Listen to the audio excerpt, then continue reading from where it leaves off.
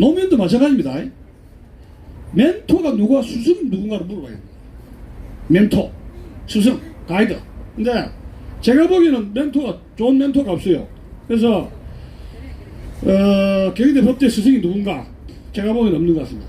경희대 법 내놓는 교수들이 얼마나 많았겠어요. 근데 그 인생에 지침을 주고 감동을 주고 너는 이런 식으로 해서 위대한 인물이 되라. 그거 없었다 이야기예요.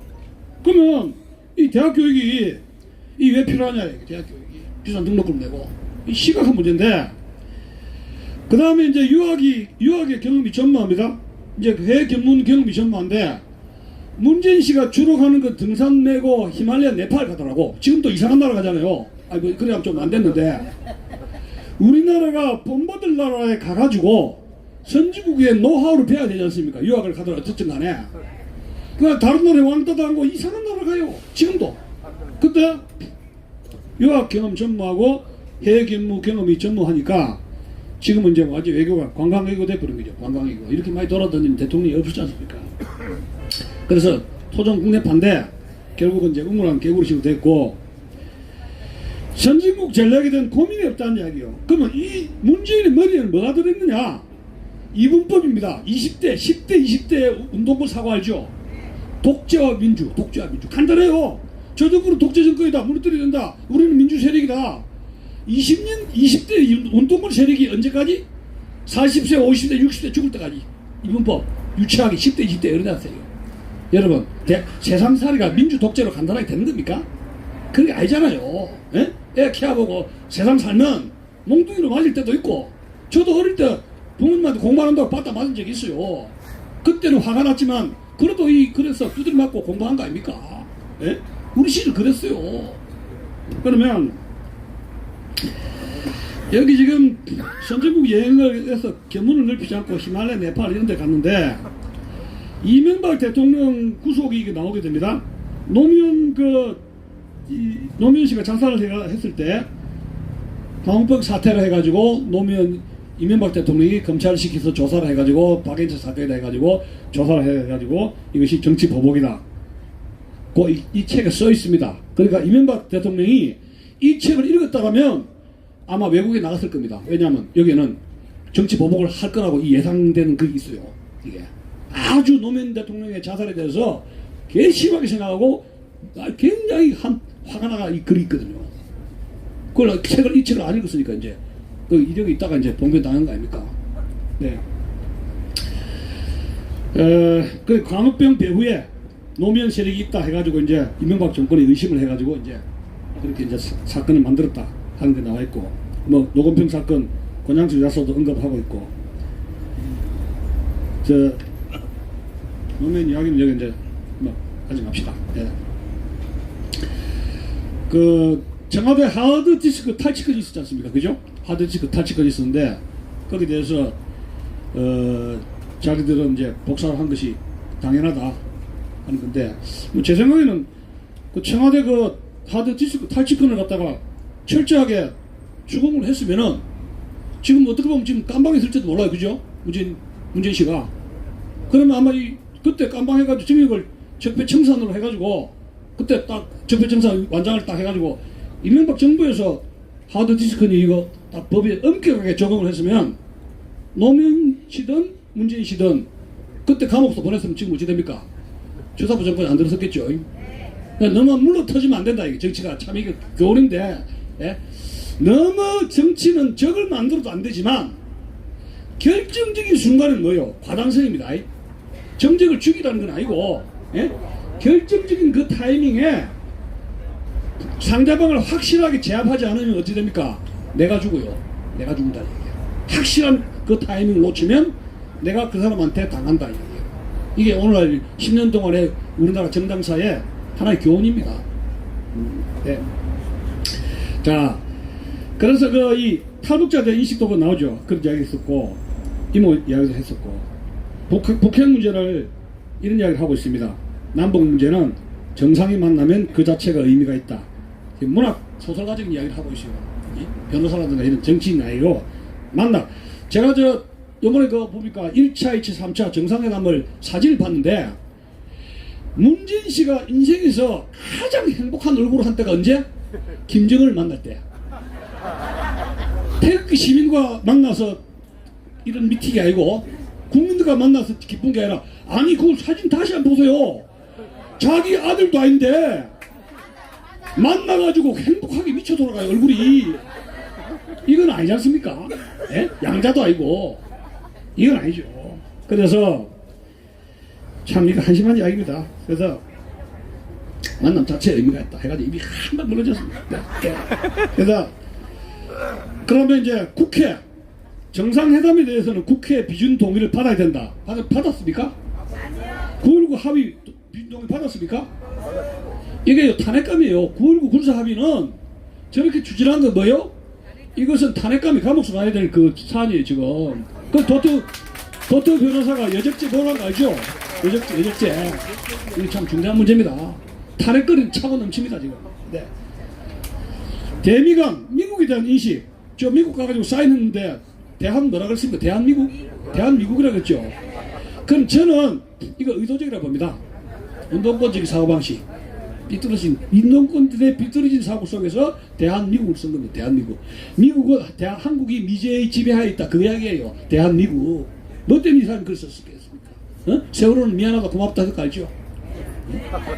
자, 한미동맹 고마움을 모른다 이게. 자, 흥남철수에서 아버지하고 엄마하고 도망갔죠. 미국 때문에 우리 집 가족이 살았다 말 한마디 없습니다. 미국 때문에 우리가 자유를 얻었다? 자유? 여기 이 책에는 자유가 없어요. 자유가 없다니까. 자유민주 체제 대통령인데 자유가 없다니까요.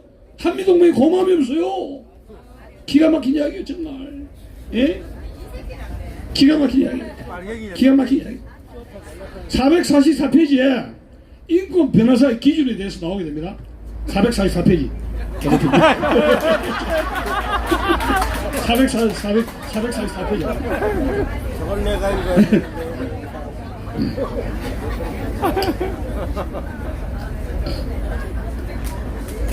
443페이지. 3페이지.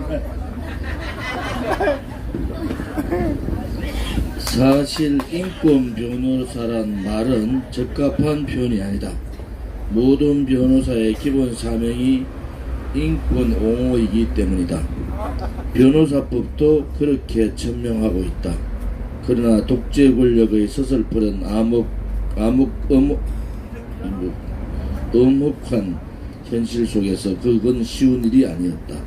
어쩔 수 없이 소수의 변호사가 그 일을 맡게 됐고 인권 변호사라는 특별한 호칭으로 불리게 됐다.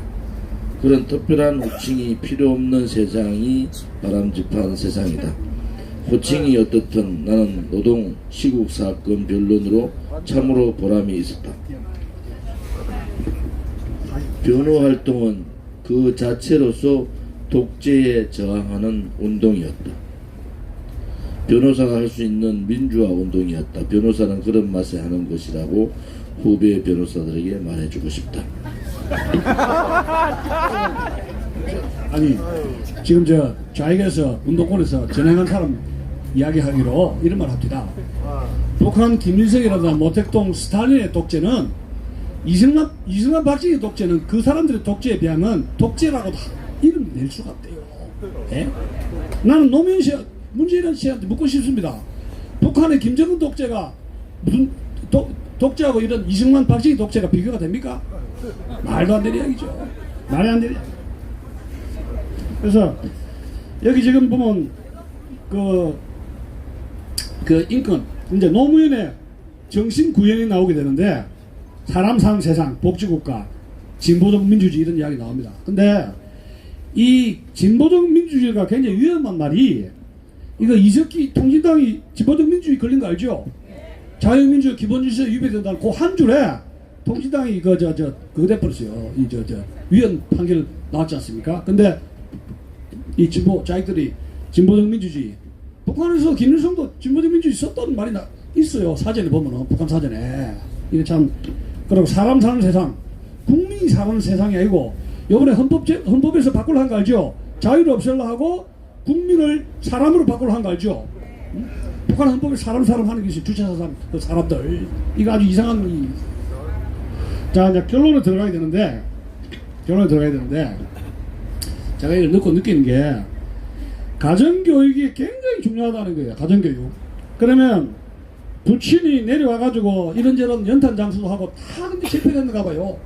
그런데 술 많이 드시고, 이제 뭐 이리저리 하다가, 대학교 시절에 돌아가신 분인데, 한일 회담도 반대를 하고, 그런 이제, 사회에 대한 불만의식이.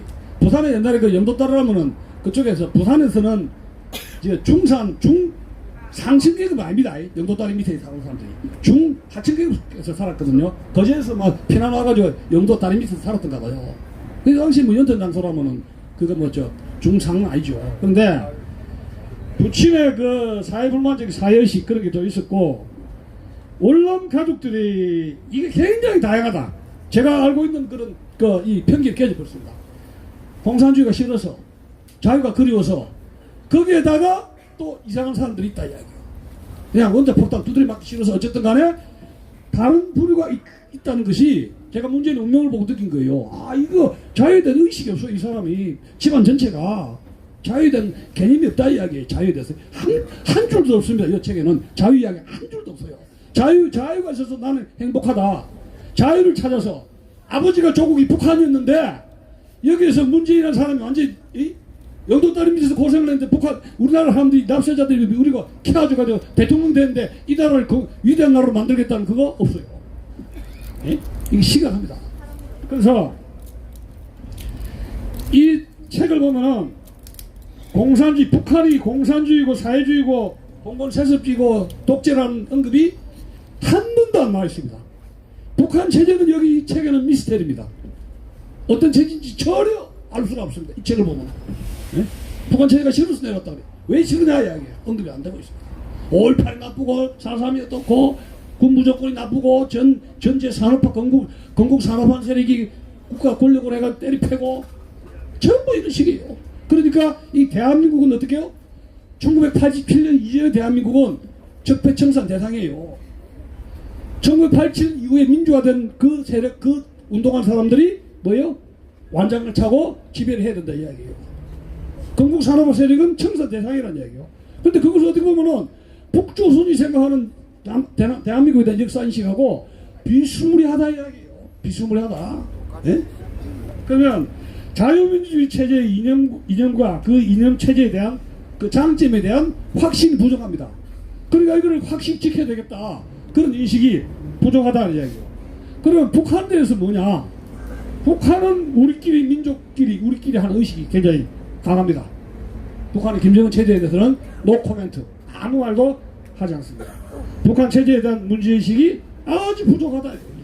그런 것이 대한민국은 결국은 문제투성이의 나라.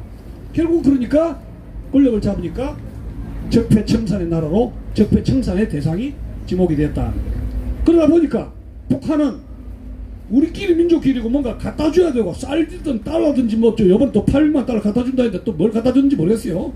근데 북한은 도와줄 나라지, 북한 2,500만이 노예 상태가 되고 북한의 자유를 이식시켜서 자유민주 통일에 대한 의식이 부족합니다. 예? 이게 상당히 심각한 문제 이게. 그래서 이런 것이 결국은 이 엉터리 한반도 평화가 되고 남북한 대화가 우선돼야 된다고 생각을 하고 있습니다. 가장 중요한 것은 이런 그 정치 지도자가 나라를 결국 망치게 되는데, 망친 핵심은 교육의 부재고 스승의 부재예요. 스승의 부재야.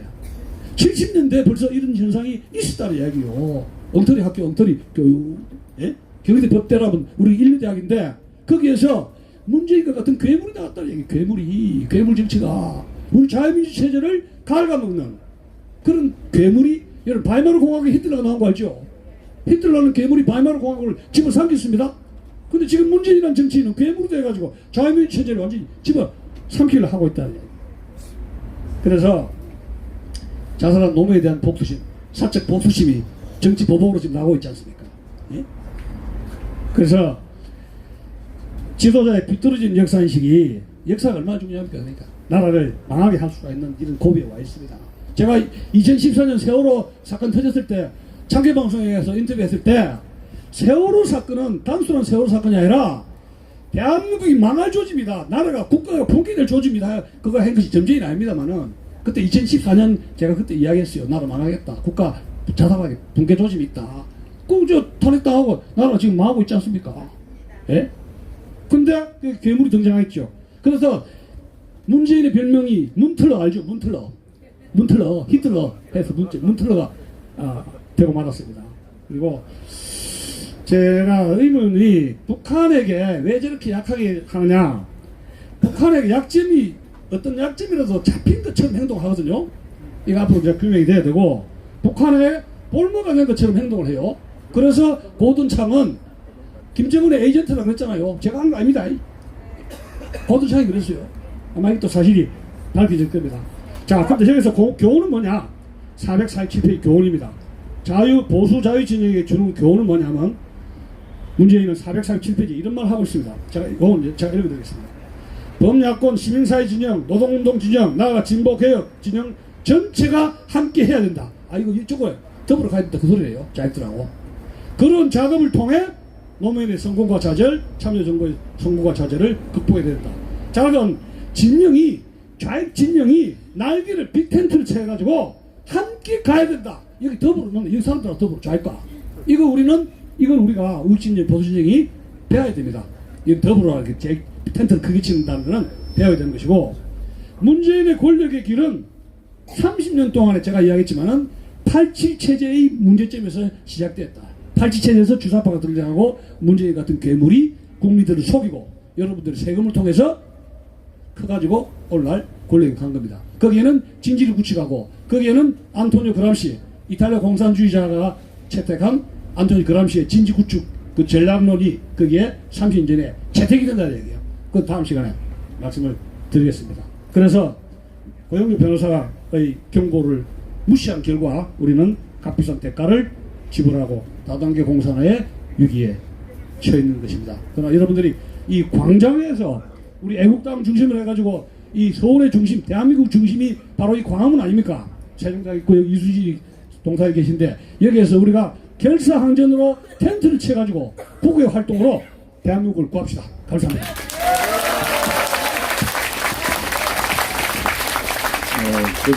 고생하셨습니다. 잘 들으셨죠? 네. 이게 문재인의 운명이 이 자서전이잖아요.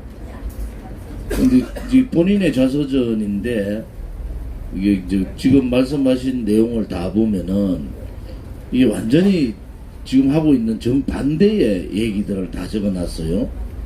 이 과연 문재인 이 자서전이 맞는가 할 정도로 너무나 반대되는 얘기들이 많다.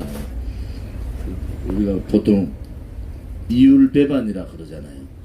또 자기가 말하는 거하고 자기가 글 쓰는 거하고 행동을 다르게 하는 사람, 그걸 뭐라 그러죠? 이중인격자라고 그러는 거예요. 그죠? 이중인격자라고 그러는 거예요. 요즘 내로남불은 여러분들 잘 아시잖아요. 자기가 했는 거 다 옳은데 자기가 글 쓴 거는 다 옳아가지고 이게 50세, 여기는 50번 찍어냈다는 거야. 50번. 근데 결국은 이 자기의 자서전 중에서 저도 이제 어릴 때부터 쭉 했는 글을 한번 쓴 적이 있어요. 근데 쓸 때 대단히 조심스럽잖아요. 이 글에 영향을 미칠 사람이 뭔지. 이게 이제 요즘은 유튜브가 대단히 발전해서 제가 연설을 한번 하고 또 2년 우리가 창당할 때 그 전에 5월 28일 계룡산에서부터 또 그 전에 대통령 후보 나갔을 때 또 탈당하고, 이게 제가 국회의원 공식 신분에 있었기 때문에 제가 했던 발언들이 쭉 다 나오잖아요. 그래서 그런 기록들이 있는데 이 내용은 기록이 별로 없어요. 그동안에 쭉 뭐를 어떻게 했는지. 저 같은 경우는 예를 들어 대구에서 어디에서 대구지만은 시골에서 태어나서 저하고 저보다 나이 적은 사람 같은 또래도 안 놀고, 저보다 항상 나이 5살 많은 형들하고만 놀고, 무조건 집에 붙어 있은 적이 없고, 3살 때부터 돌아다니고 맨날 놀고 다니고. 저하고 동생하고 연년생인데 제 동생 친구들이 저를 어려워해요. 왜냐면 다 형들하고만 노니까. 그래서 대구 가면은 금호강이라 있는데 아침 밥 먹고 나면은 애가 없어졌다가 뭐 점심 어디서 먹는지 모르는데 먼저 밤에 되면 돌아요. 3살 때부터. 3살 때부터. 그 어릴 때 또 영화를 되게 좋아해가지고 그 삼류극장에 영화 2편 보여주잖아요. 2편 보여주잖아요. 어떤 데는 4편도 보여줘요. 4편도. 그 영화 섭렵다 하고.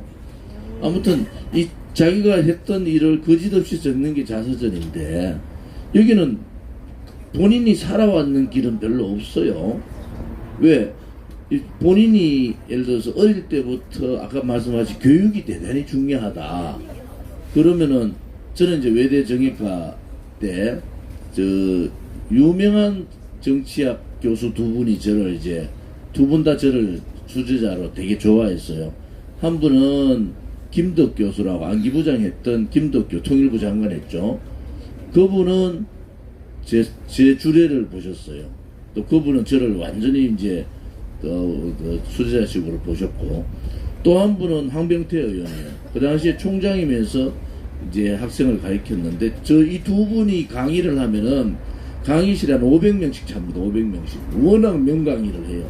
스타일도 완전히 다른데, 그 2분으로부터 이제 학교에서 많은 이제 그것을 배웠는데, 이게 대학을 다녔으면 뭔가 있을 거 아니에요. 안 그러면 나름대로 소실적에 뭐 고등학교 선생님이 나오던가요? 그러니까 이게 또 아버지에 대한 애틋함은 뭐 있을 거 아니에요. 저도 아버님이 이북에서 내려오셨잖아요. 태어나긴 제가 대구에서 태어났단 말이에요. 할머님하고 아버님 단 2분 내려오셨었는데 뭐 아픔이 있잖아요. 그래서 뭐 배우지 못했다. 그래서 그랬지만은 대단히 그 욕심이 있었고, 자식을 품에 껴안아야 되는데 내 같은 성격이 아버지 품에 껴안기겠어요. 맨날 도망가고 맨날 뭐 우리 아버지가 저보고 호적대가락 한지 한 20번 되는 것 같아. 저는 사업하라 했는데 아버지 가업하라 했는데 저는 뭐 동생 인하대학교 마치고 있는 동생 들다 놔놓고 전 도망가 보잖아요. 정치한다고.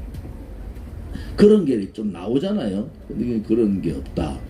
그래서 뭔가 가정사에 뭔가 그 과정들이 좀 있다. 저는 이제 법무부 부산에 대해서 조금 알아요. 법무부 부산이 제3금융권의 이 저축은행에 대행을 하면서 많은 돈을 법니다. 엄청나게 많은 한 60억, 70억 정도의 돈을 벌어요. 그냥 다른 거 아닌데 이거 하나 써주는 거예요. 하나 써주면 10만원. 그래가지고 그 많은 이제 금융지, 그때 저축은행 사건 터졌을 때 그거 얘기하는 거예요. 그때 이제 민정수석 하기도 하고 또 그 다음에 비서실장 하기도 하고 했는데, 아무튼 그 사람들이 법무부 법인에 있는 사람들 지금 이쪽 법조계 들어 많이 가 있어요. 그래서 이 책이 과연 좋은 말만 골라서 놓은 것 같아요. 좋은 말만. 그래서 나름대로 진솔함이 좀 떨어진다. 진솔함이 게 뭡니까? 자기가 썼는 거를 실천하는 거 아니겠어요? 근데 실천하는 것 중에서 꼭 그래 좌파의식에 있는 거는 실천을 그대로 해. 그런데 국가 운영 문제, 오늘 뭐 몇 가지 말씀하시는데 국가 운영 문제라든지 또 통합 문제라든지 국민과의 소통 문제라든지 이런 부분에 대해서는 거의 그라고는 정반대의 일을 하고 있다. 그런 생각이 듭니다.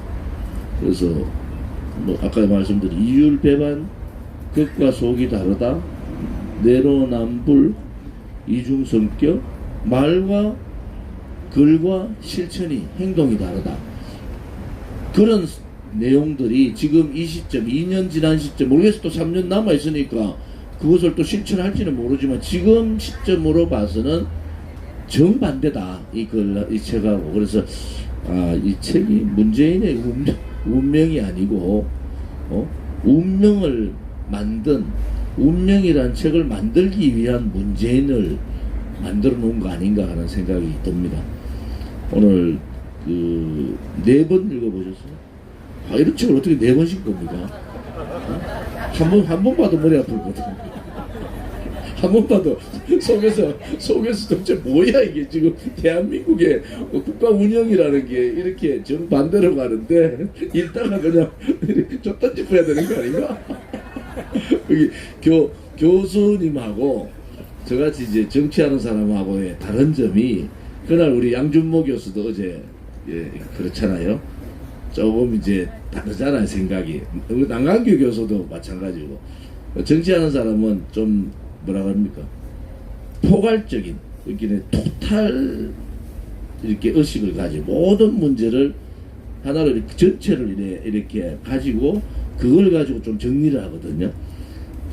이 문재인의 운명 보면은 정치할 사람이 아닌 건 맞아.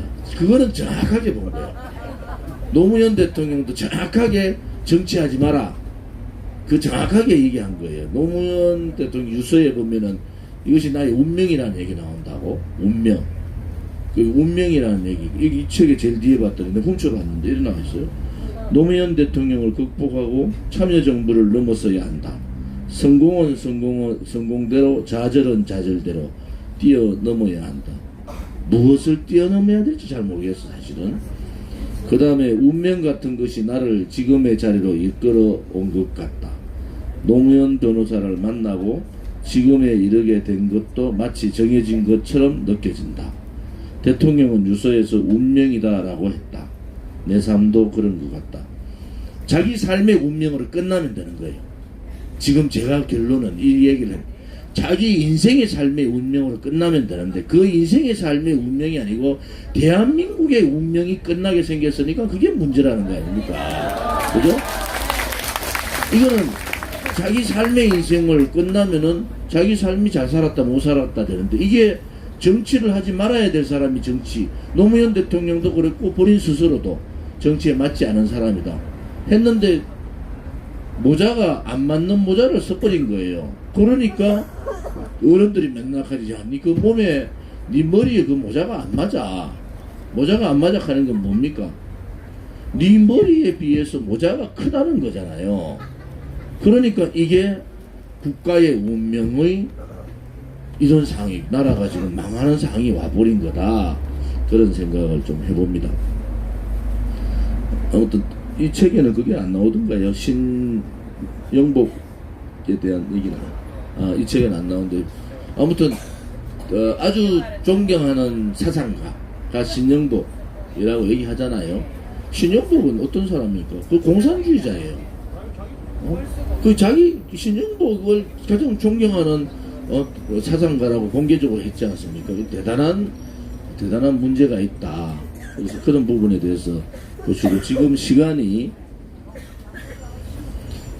9시 19분 이 책에 대한 문제든 그렇지 않으면 이주천 교수님께 하고 싶은 내용이든 질문을 받도록 하겠습니다. 질문하실 분 질문해 주세요. 예, 마이크 안 줍니다. 대단한 건 아니고요. 박 대통령에 대해서 정치 보복이라고 하는데 박 대통령이 보복을 당할 만한 일은 안 했다고 생각하거든요. 그래서 정치적인 탄압은 말이 되는데 보복은 좀 안 맞는다고 생각해요. 어디 글에서? 아니야, 그 책이 아니고 표현을 할 때. 그게 이명박 대통령에 대한 이명박 대통령은 뭐 아무튼 노무현 검찰 조사 과정에서 이명박 정부 때 했잖아요. 그래서 노무현이 자살했잖아요. 노무현 대통령이. 그러니까 그걸 보고 분노를 느끼고 그것은 분명한 정치 보복이다 이렇게 보는데 현실적으로 지금 보면은 정치 보복을 누가 당하고 있는 거예요? 박근혜 대통령이 당하고 있는 거예요. 그냥 정적에 대한 정치 보복, 이진감동 이런 식으로 하는 나라는 없습니다. 박 대통령에 대한 그 보복을 박 대통령이 당할 만한 이런 보복 탄압이라고 보는 게 낫지 않을까. 그거는 생각이 이제 변호사님, 우리 저 교수님 생각 모르겠어요. 저는 뭐냐면 좌파들이 봤을 때 우선 통진당 해산했잖아요. 자, 통진당으로 봐서는 보복의 대상이죠. 또 민주노총을 억압해서 민주노총을 무력화시켜버렸다니까요. 그 민주노총으로 봐서는 보복의 대상이고 정교조는 법의 노조를 만들었잖아요. 법인원조 만들어 정교조를 완전히 와해시켜 버렸다니까. 자, 그러면 대통령이 옳았잖아요. 지금 정교조나 하는 짓이나 민주노총이 하는 짓거리를 보면은, 또 통진당 이석기 석방해라고 떠드는 그런 부류들을 보면은, 이분은 그걸 대비하고 대한민국 이런 식으로 가서 만약에 정권이 넘어가면은 이것은 대단히 큰일이 생길 거다. 우리가 의문을 가져야 될 것은, 임기를 제대로 마쳤으면은 좌파들이 정권을 잡을 수 있었을까? 그거는 의문을 가지고. 왜 그 당시에 다음 정권은 더불어민주당 좌파들한테 넘어갈 확률이 대단히 높다는 평가는 있었거든요. 그런 평가는 있었는데 결국은 저는 좌파들한테 안 넘어갔을 거다. 왜? 촛불 이런 상황이 안 됐으면은 어떠한 돌파구가 있었을 거다. 그게 참수 부대일 수도 있고, 그게 대외적인 문제일 수도 있고, 그런 입장은 견지하는데, 이 문제에 대해서는 아까 말씀 한번 해주시죠. 좌익들을 토탈 정교조라든가 이런 남한의 좌익들을 탄압을 했잖아요. 거기에 대한 보복이죠. 우리는 옳은 짓을 했다고 인정하는데 거기서는 억울하게 당하는 거예요. 그쪽에서는. 그다음에 이제 북한의 개성공단 폐쇄한 거는 북한 좌익, 북한 공산당을 또 못 살게 한 거 아닙니까? 예. 그러니까 이제 남북한의 좌익들한테 이제 못 살게 구르니까 박근혜 대통령이 그쪽에서 볼 때 이거는 이제 정치 보복을 당한 것이요. 그쪽에 우리 생각은 좀 다른 건데. 예.